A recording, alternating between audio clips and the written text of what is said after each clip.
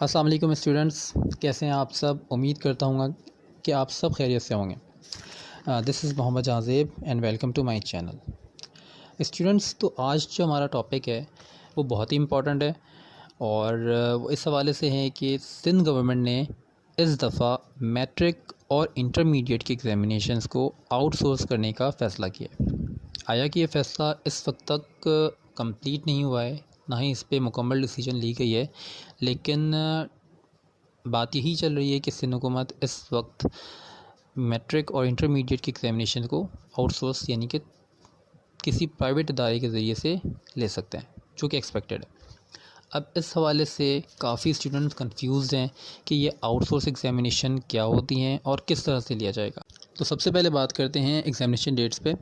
तो अभी तक जो एक्सपेक्टेड डेट आई हुई हैं वो ये हैं कि मैट्रिक के लिए मई के फ़र्स्ट वीक 8 मई 2023 से और इंटरमीडिएट के लिए मई की आखिरी जो वीक है 22 मई 2023 से। ये एक्सपेक्टेड डेट है, इस वक्त तक कंफर्म नहीं है। अच्छा, नेक्स्ट हम बात करते हैं कि व्हाट इज़ आउटसोर्स एग्ज़ामिनेशन। ये आउटसोर्स किस तरह से है और कैसे लिया जा रहा है। तो आउटसोर्स एग्ज़ामिनेशन ये है कि सिंध गवर्नमेंट इस वक्त एक प्राइवेट इदारे जो अभी तक कंफर्म नहीं है, लेकिन न्यूज़ में यही है कि रेड मार्कर नामी एक प्राइवेट इदारा है जो टेस्टिंग करवाती हैं और एग्ज़ामिनेशन के काम अंजाम देती हैं। तो इस इदारे को ये ज़िम्मेदारी दी जा रही है कि मैट्रिक और इंटरमीडिएट के एग्ज़ामिनेशन कंडक्ट कराए जाएँ। अब टोटली ये सारा मैटर, ये सारा जो एग्ज़ामिनेशन प्रोसेस है, ये सिंध गवर्नमेंट और सिंध के इदारे से, एग्ज़ामिनेशन इदारे से उठकर टोटल जो है वो प्राइवेट इदारे को ट्रांसफ़र कर दी जाएगी। और एग्ज़ामिनेशन का पूरा प्रोसेस यानी कि पेपर पैटर्न, पेपर बनाने से लेकर और रिज़ल्ट्स की अनाउंसमेंट तक, ये सब जो है इसी इदारे ने करना है। तो यही है आउटसोर्स। इसमें और कोई भी ऐसी कोई नई चीज़ नहीं है कि आउटसोर्स एग्ज़ामिनेशन कोई नए तरीके से लिया जाएगा या कुछ किसी और तरीके से लिया जाएगा। जस्ट सिंध गवर्नमेंट के बजाय एक प्राइवेट इदारा ये एग्ज़ामिनेशन कंडक्ट करेगा थ्रू आउट, शुरू से लेकर रिज़ल्ट के अनाउंसमेंट तक। अच्छा, तो अब ये बात करते हैं कि पेपर पैटर्न में क्या तब्दीली आने वाली है। पेपर पैटर्न पे कोई तब्दीली नहीं आ रही। पेपर पैटर्न जैसा चल रहा था वही चलना है और इसमें कोई चेंजेस नहीं है। यानी कि MCQs 20% marks, short question 40% marks and detail question जो है वो भी 40% मार्क्स। यानी कि पेपर पैटर्न में कोई तब्दीली नहीं है, जिस तरीके से पहले लिया जा रहा था वैसे ही लिया जा रहा है।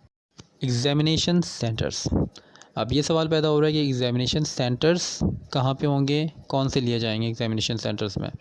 तो इसमें अभी तक कोई कंफर्मेशन नहीं है। ज़ाहिर सी बात है कि एक प्राइवेट इदारे को ये सारी ज़िम्मेदारी दी जा रही है, तो ये टोटली उस पर डिपेंड करता है कि वो पहले के पैटर्न पे ही स्कूलों पे और कॉलेजेस में जो है इनके ज़रिए से एग्ज़ामिनेशन सेंटर्स बनाएं, या किसी बड़े ग्राउंड को हायर कर ले और ग्राउंड में जो है एक साथ टेंट लगाकर जो है जैसे टेस्ट लिया जाता है गवर्नमेंट इदारे के, उस तरीके से जो है एग्ज़ामिनेशन लिया जाए, या कोई और तरीका इस्तेमाल करें एग्ज़ामिनेशन सेंटर्स के लिए।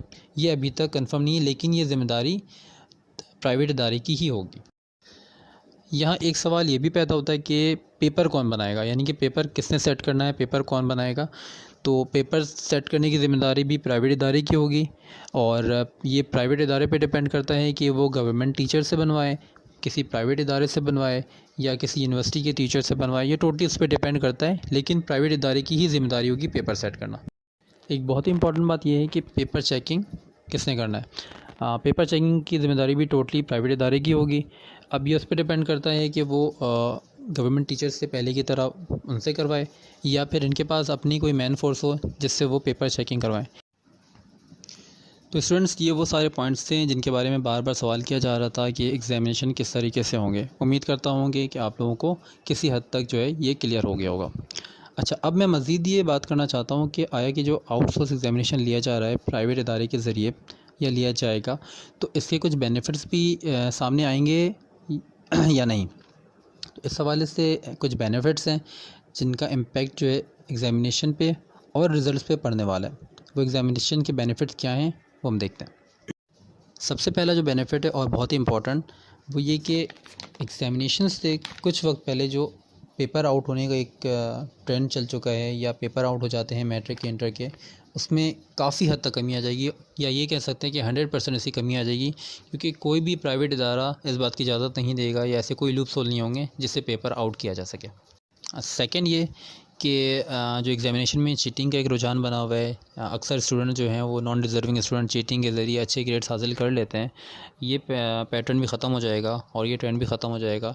जो लोग अब तैयारी नहीं कर रहे हैं और चीटिंग के आश्रय में बैठे हैं तो उनके लिए तो अलार्मिंग सिचुएशन है। उनको चाहिए कि तैयारी कर लें, क्योंकि प्राइवेट इदारे के ज़रिए जब ये एग्ज़ामिनेशन कंडक्ट किया जाएगा तो पहले की तरह चीटिंग के चांसेस काफ़ी हद तक कम हो जाएंगे। इसी तरह रिज़ल्ट अनाउंसमेंट के बाद जो पेपर की स्क्रूटनी का एक मैटर होता है, एक मामला होता है कि कुछ स्टूडेंट जो हैं वो डिज़र्विंग होते हैं लेकिन उनके नंबर सही नहीं आते या उनको खदशात होते हैं कि उनके पेपर सही चेक नहीं किए गए। तो स्क्रूटनी का जो एक मामला है अभी जो चल रहा है गवर्नमेंट के ज़रिए, एक अलग ही तरीका कार होता है, तो उसमें भी बेहतरी आएगी और स्क्रूटनी का मामला भी बेहतर वे में सर अंजाम दिया जाएगा। और लास्ट ये कि रिज़ल्ट आउटकम्स बेहतर होंगे। रिज़ल्ट्स के लिए जो एक ट्रेंड बना हुआ है कि पूरा साल निकल जाता है और रिज़ल्ट्स नहीं आते, नताइज नहीं आते, वो भी एक उस पर भी बेहतरी आएगी, रिज़ल्ट्स भी जल्दी आएंगे और इंशाल्लाह जो है नताइज भी बेहतर होंगे स्टूडेंट्स के लिए। तो स्टूडेंट्स, उम्मीद करता हूँ कि इस वीडियो से आपके लिए काफ़ी कुछ क्लैरिफाई हो गया होगा। जो कुछ भी आप लोगों को कन्फ्यूजन्स थी रिगार्डिंग आउटसोर्स एग्ज़ामिनेशन, मैंने काफ़ी हद तक क्लियर करने की कोशिश की है और आप लोगों को क्लियर हो गया होगा। फ़र्दर जो इंस्ट्रक्शंस हैं या जो आने वाले हैं नताइज हुकूमत की तरफ से जो भी मैटर है उसके हवाले से मैं फ़र्दर वीडियो अपलोड करूँगा, वो भी आपके लिए हेल्पफुल रहेगी। तब तक के लिए अल्लाह हाफ़िज़। और जिन लोगों ने अभी तक चैनल सब्सक्राइब नहीं किया है वो भी सब्सक्राइब कर लें ताकि मेरी आने वाली वीडियोस भी उन तक पहुंचती रहें। टिल देन, अल्लाह हाफ़िज़।